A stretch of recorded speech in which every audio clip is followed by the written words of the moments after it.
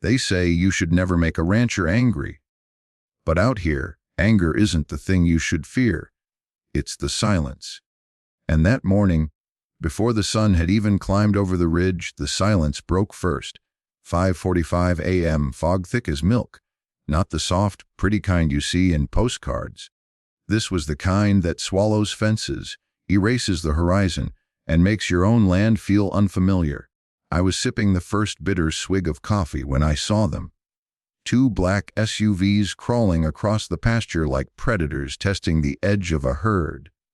Before we begin, make sure to subscribe to HOA Stories and tell us in the comments, where are you watching from today? No markings, no plates I could read, and no reason to be there. The headlights cut through the fog in cold knife, bright flashes, sweeping across my fence line like they were searching for something that didn't belong. But they were the thing that didn't belong. And the moment I stepped out onto the porch, boots sinking into wet mud, I knew this wasn't a simple mistake. Because nothing about the morning felt right. Out here, a man knows his land like a father knows the sound of his own child's voice. You feel wrongness before you understand it. And everything in my gut told me this wasn't county business. Wasn't a neighbor. Wasn't harmless. I walked off the porch and toward the southern pasture, the fog curling around my legs like slow-moving smoke. As I crested the small hill, the shapes sharpened 2 men climbing out of the SUVs, dressed head to toe in black tactical gear, no department patches, no insignias, no badges that looked real, but they sure carried themselves like they wanted to be mistaken for police. I kept walking. Not fast, not aggressive, just steady, because steady unsettles men pretending to hold authority. My shotgun rested low in my hand, hinge open, barrel pointed at the ground.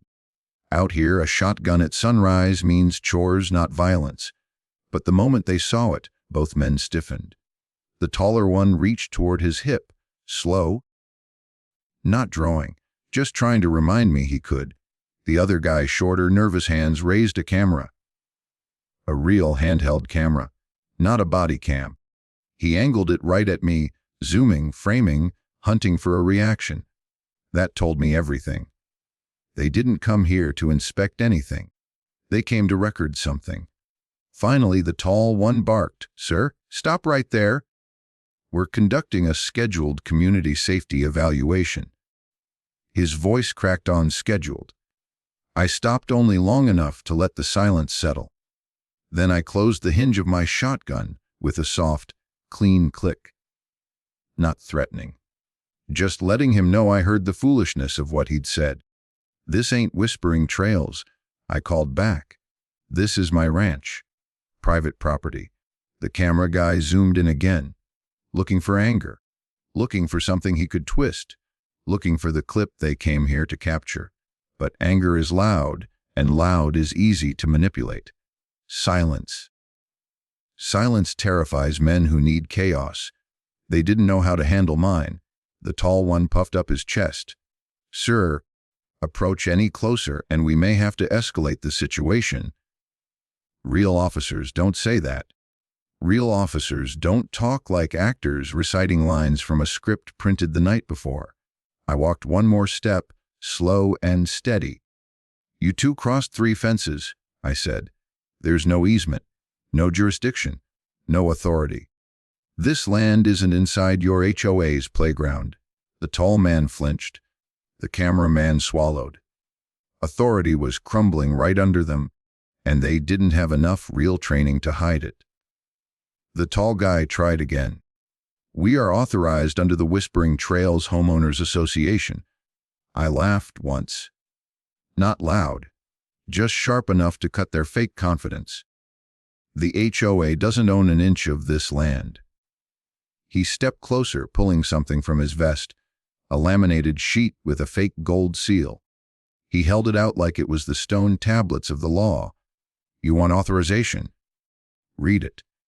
I took it gently between 2 fingers, lifted it toward the thin morning light, and my stomach dropped, not in fear, but in confirmation. Deputy Langley, A signature from a man who retired 6 months ago. A county seal we stopped using 5 years back. A filing code belonging to a 2004 agricultural inspection. I looked the tall guy in the eye. "You ever meet Deputy Langley?" He hesitated. One breath too long. Of course, he lied. He retired in March. I handed the paper back slowly. "This isn't authorization. This is Halloween costume paperwork." His face drained. The camera guy shifted his stance, suddenly less brave, suddenly aware this wasn't going the way they'd rehearsed. Then I clicked off the safety, not raising the gun, not pointing it, just a gentle, unmistakable click. I gave them the only warning they would understand. 5 seconds. No anger, no shouting, just truth. The tall one panicked first. He grabbed the camera guy by the vest, dragging him backward through the fog. They scrambled into the SUVs, slammed the doors, and peeled out across my pasture like scared kids fleeing a haunted house. Silence returned, heavy, thicker than the fog. But their cowardly retreat wasn't the end. It was the beginning. When I walked back toward the barn, the fog parted just enough for me to see something glinting in the mud. I knelt, brushed the dirt aside. A broken badge clip, plastic. Cheap. The kind that holds fake ID's evidence. Inside the barn, I pulled up my security feed. The monitors flickered to life, capturing everything in crisp, undeniable detail, the SUVs forcing their way through my locked gate. Their iron-on patches, the sloppy counterfeit badge. Their vests with no department markings. Their camera aimed at me before they ever said a word. And then something worse, their body cam light blinking red. Recording not for safety, but for leverage. When the fake officers fled, I thought the storm had passed. But 10 minutes later, my phone buzzed. 3 missed texts. Links, voicemails, a video already posted online, my land, my barn, my shotgun. But cut, spliced, and edited into a villain's clip. Across the thumbnail in bold white letters. Individual, THOA security TM. No trespassing footage, no fake paperwork, no context, just me. And behind the buzz of my phone, a new sound rose. A siren, getting closer. The war over my land had officially begun. The siren echoed across the valley long before the cruiser appeared, a rising wail threading through the thinning fog like a warning carried on the wind.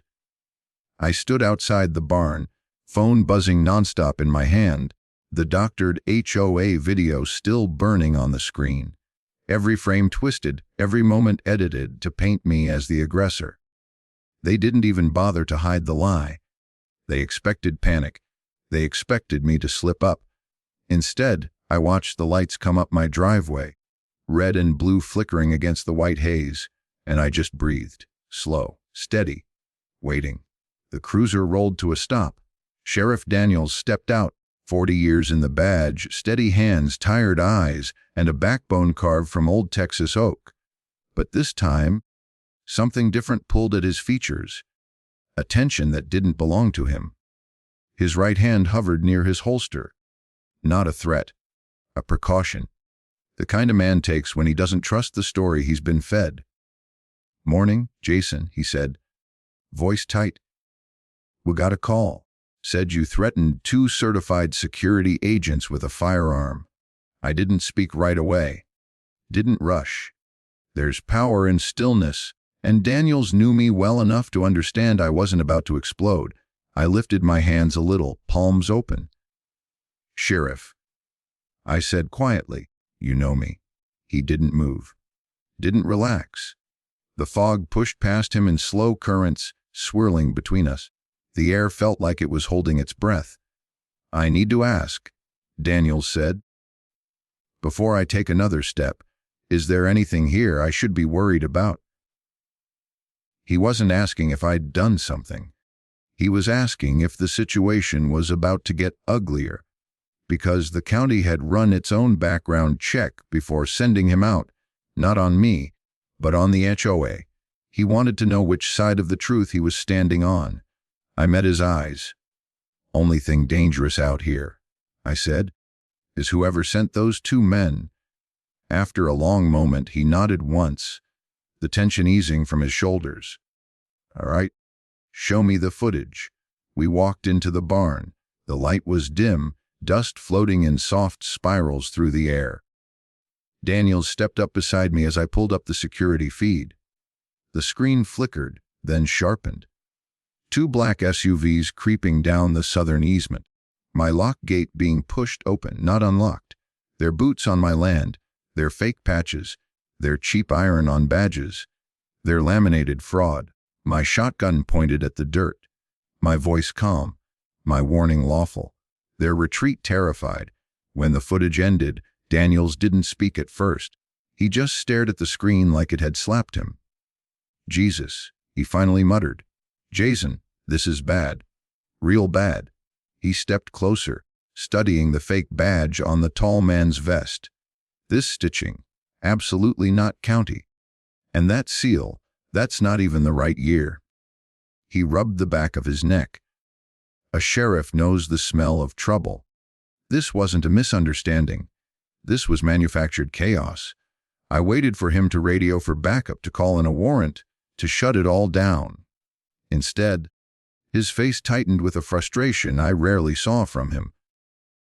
Dispatch flagged something, Daniels said quietly, tapping the mobile terminal on his vest. Whispering Trails filed a community visual safety assessment at 4:03 this morning. I stiffened. Before they trespassed, he nodded. Filed it early. Buried it under civil inspection codes. Gives them just enough cover to make my job hell. His jaw clenched. Doesn't make it legal, but it complicates arresting them. So what happens now?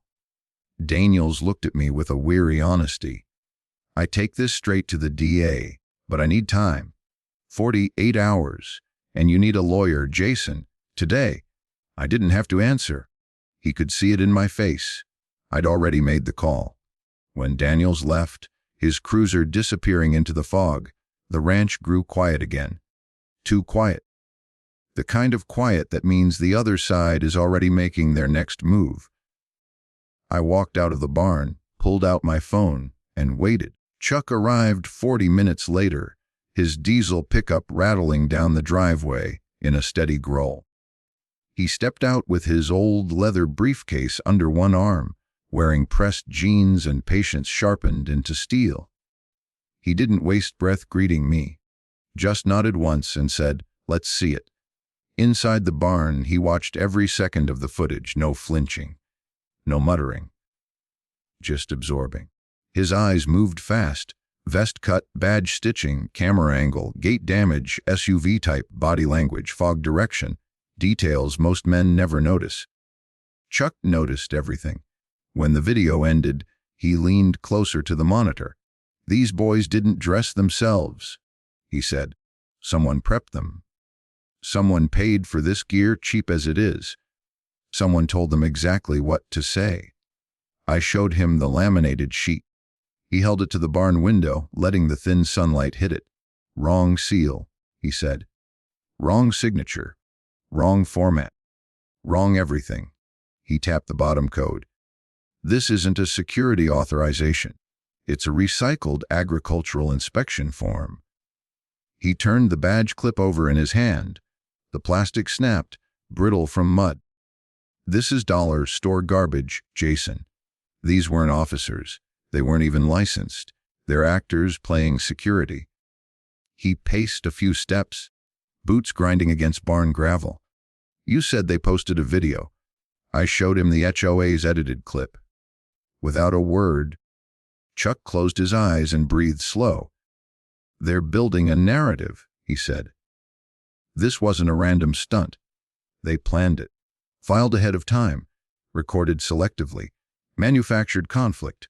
Someone told them to create a problem you could be blamed for." "OA?" I asked. "OA doesn't think this big," he replied. "Not on their own. This is a developer move." A cold weight settled deep in my gut. Not fear, recognition. A developer with money, lawyers, and the kind of arrogance that infects people. Just then, gravel crunched outside the barn. Mid-2000s, unwashed, forgettable. Rolled up my drive. A guy in khakis stepped out. No expression. No hesitation. Just a man with a job he didn't care about. "Jason Greenwell?" he asked. I nodded. He thrust a stack of papers into my chest. Thick. Heavy. A brick of legal trouble. "You've been served." He walked away before the dust even settled. Chuck snatched the packet, flipping through it fast as a man gutting a fish. Page 1. Page 3.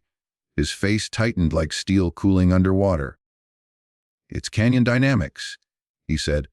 The name hit me harder than the papers had. Canyon Dynamics.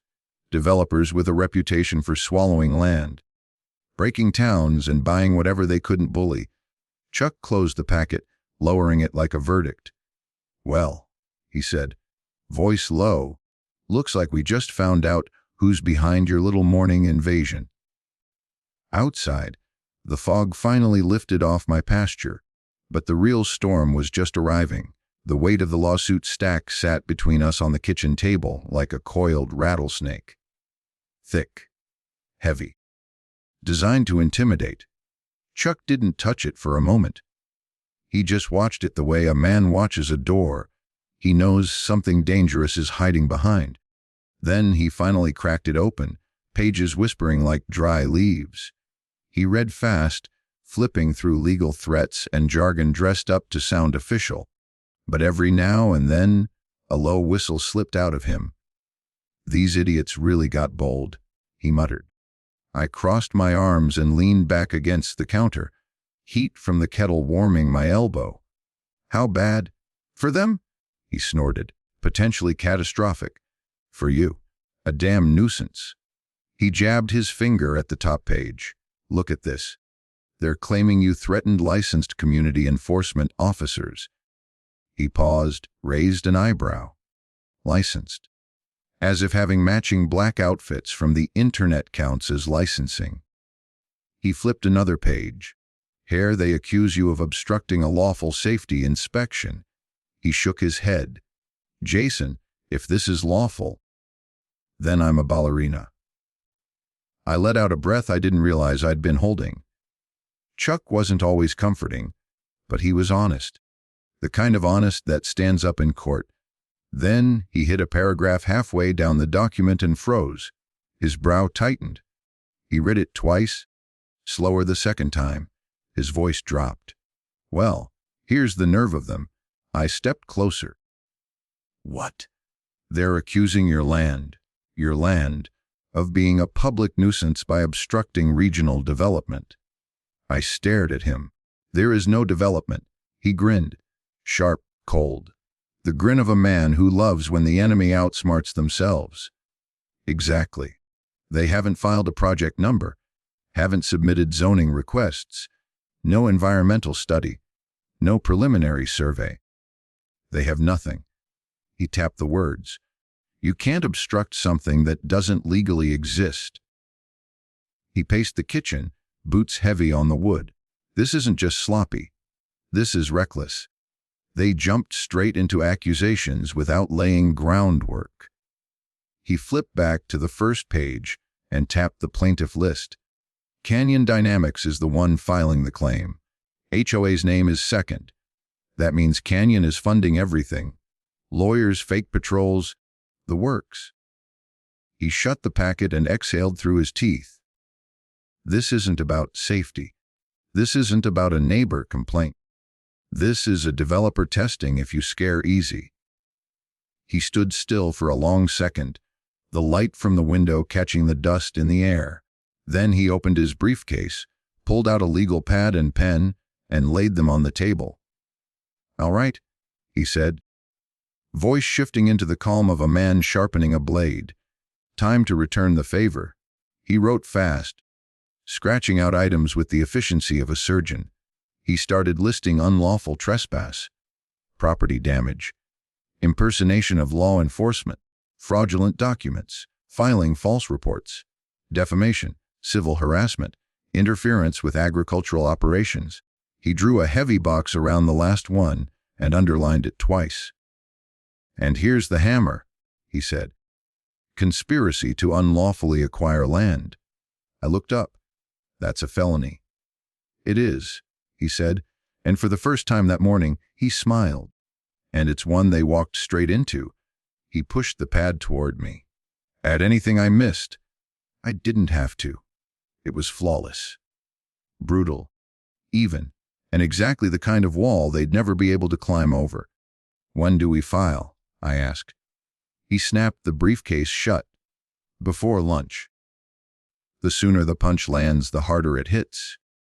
I nodded slowly, the weight of everything settling. What happens after we file? He walked to the door, hand on the frame, turned, and gave me a look that was calm but fierce. Then the fun begins. We drove into town. The courthouse sat like an old stone sentinel in the middle of the square. Inside, it smelled like Lehman cleaner and history, stale carpet, old wooden benches, the echo of arguments older than anyone alive. Lawyers from Canyon were already waiting, 3 of them. Suits too crisp, hair too gelled, shoes too shiny for a rural courthouse. They flashed smirks as we walked in, the kind that say, "We've already won." They were wrong. The bailiff called the courtroom to order, and Judge Halverson shuffled in. He wasn't big, but he had the presence of a man who'd handed down more verdicts than most people have arguments. Thick gray beard, bookshelf glasses, shoulders rounded with the weight of 4 decades of disputes, accusations, and neighbor feuds uglier than family divorces. "Let's hear it," he sighed. Canyon Dynamics lead attorney stood first. Tall man, smooth voice. His words flowed like he'd practiced them in a mirror. He talked about me like I was a lone wolf on the verge of snapping. He described me as volatile, hostile, and a threat to community safety. He waved his arms like a performer. They wanted restraining orders. They wanted mandatory evaluations. They wanted the court to label me an immediate danger. Judge Halverson stared at him with the deadpan look of a man watching a toddler lie about who colored on the wall. Then it was Chuck's turn. He didn't posture, didn't raise his voice, didn't strut. He walked to the evidence cart, adjusted the monitor, and said calmly, "Your Honor, the plaintiffs have omitted several details." He pressed play. The court watched the SUVs force my gate open. Watched 2 men step out in fake tactical gear. Watched them trespass across private land. Watched them record me without cause. Watched me hold my shotgun down, barrel at the dirt. Watched the 5-second warning. Watched their retreat. When the video ended, the murmurs spread across the room like a slow wave. Chuck clicked again. Now the screen zoomed on the fake badge, the crooked stitching, the iron on patch, the residue of glue beneath it. Another click, the laminated authorization letter, the wrong seal, the fake signature, the outdated form. Then came the final blow. Audio recovered from a body cam file Canyon's team had failed to fully scrub. Voices crackling through speakers. "Just rile him up. If he raises that shotgun, we can claim escalation. Karen wants leverage." The room froze. You could hear the air leave it. Judge Halverson leaned forward slowly. His glasses slid down his nose. "Play that again," he said. Chuck did. When it finished, the entire courtroom shifted. You could feel it in the floorboards. A judge's patience snapping and hardening into something sharper. "This," Judge Halverson said, voice low, "is no longer a civil dispute." Canyon's attorneys stiffened. Karen Spellman, sitting in the front row, went pale as limestone. The judge continued, voice cold and controlled. "This court denies every part of the plaintiff's motion. Effective immediately. All Whispering Trails HOA enforcement actions are suspended pending criminal investigation." He turned to our table. "Mr. Greenwell, you may proceed with your counterclaim." For the first time since dawn, my chest loosened. But Chuck didn't smile, not yet, because he knew the truth. Winning the hearing wasn't the end. It was only the first punch. We stepped outside into the sunlight. The reporters swarmed. Cameras flashed. Microphones shoved closer. I didn't speak. Chuck handled it with curt phrases and steel composure. Then his phone buzzed. He looked at the screen. A slow smile crept across his face. "Dia's office," he said. "They're opening a formal investigation, impersonation, harassment, forgery, and conspiracy to acquire land through fraudulent means." Canyon Dynamics was now bleeding in the legal water. But like any wounded predator, it would lash out before dying, and I knew the ugliest part of the fight was still coming. By the time the courthouse dust settled, the whole county felt like it had been shaken awake. News spread fast in a place like ours.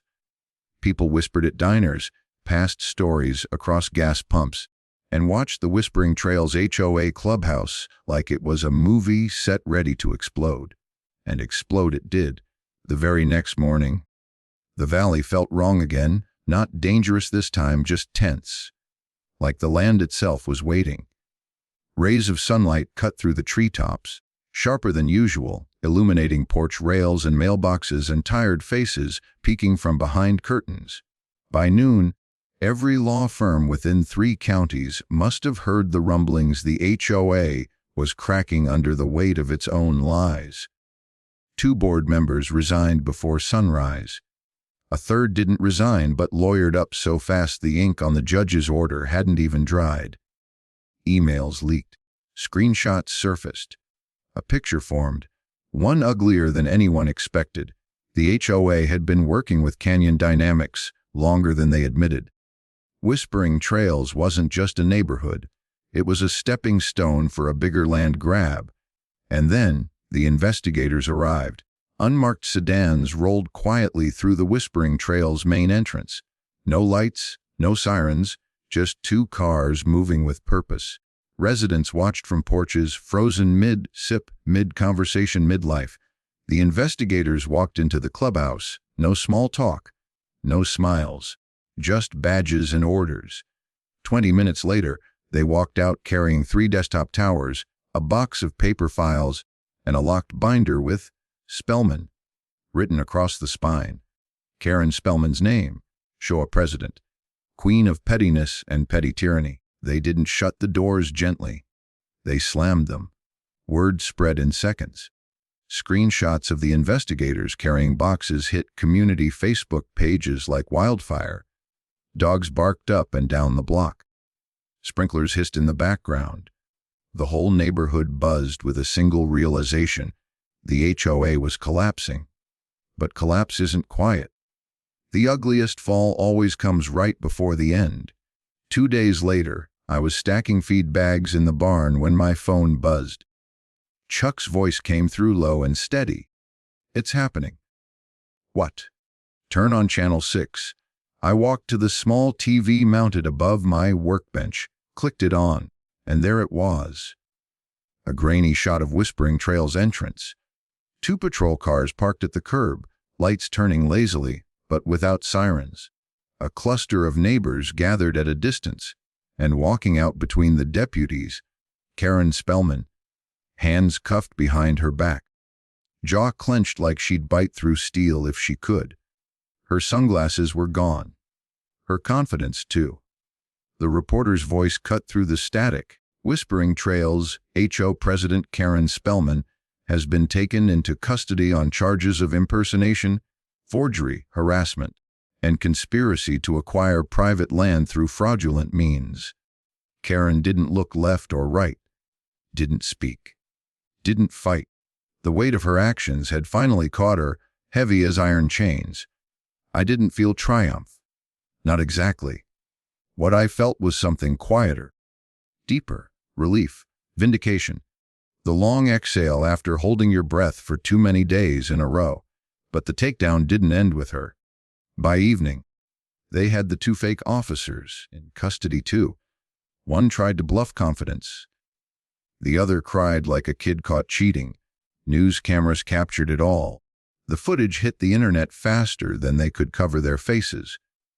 Suddenly, Whispering Trails wasn't a proud, pristine HOA anymore. It was a punchline, a cautionary tale. A warning shot for every overreaching board in Texas. And Canyon Dynamics, they went silent. The kind of silence that only happens when a legal department is running around screaming inside a corporate building. A dozen memos leaked. Each one worse than the last. Lawyers were scrambling. Executives ducked calls. Developers pretended they had no idea what the HOA had been doing on their behalf. They had played the wrong game with the wrong rancher. The HOA held an emergency election the next day. They voted in a new president, Reggie Hammond, an ex-Marine with a calm voice and straighter spine than anyone in that neighborhood had seen in years. He didn't come over with threats or excuses. He came to my fence carrying a pecan pie in one hand and a typed apology in the other. "My job is to make things right," he said, "not make them worse." He promised to shut down all unauthorized HOA patrols, audit their finances from top to bottom, and comply with every part of Judge Halverson's order. I didn't shake his hand, but I nodded. Respect isn't given, it's earned. Reggie knew that. Then something I didn't expect started happening. Real neighbors, the ones who'd been too afraid to speak before, began showing up at my gate. A woman from 2 streets over brought a jar of honey from her backyard hives. She said, "We saw what they did to you. Should have spoken up sooner." A retired couple dropped off fresh eggs. A young family pulled over just to say thank you, their little girl waving shyly from the back seat. One by one, people stepped forward, the real face of Whispering Trails, not its petty board, not its fake badges, but its actual community. Good people caught in a bad system. People who didn't want to live in fear of fines, threats, or power-hungry board members. And somewhere deep inside, a truth settled. This fight was never just about my land. It was about all of us. About what happens when ordinary people stand against the ones who believe their money outweighs your rights. A week later, the final piece slid into place. I checked the county clerk's filings early one morning, more out of habit than expectation. But there it was, quiet, small, almost unremarkable. Just 3 lines on a stark white page. Canyon Dynamics withdraws their zoning application. Project discontinued. Case closed. No grand announcement, no apology, no explanation, just retreat. Quiet and shameful, they'd lost. And they knew it.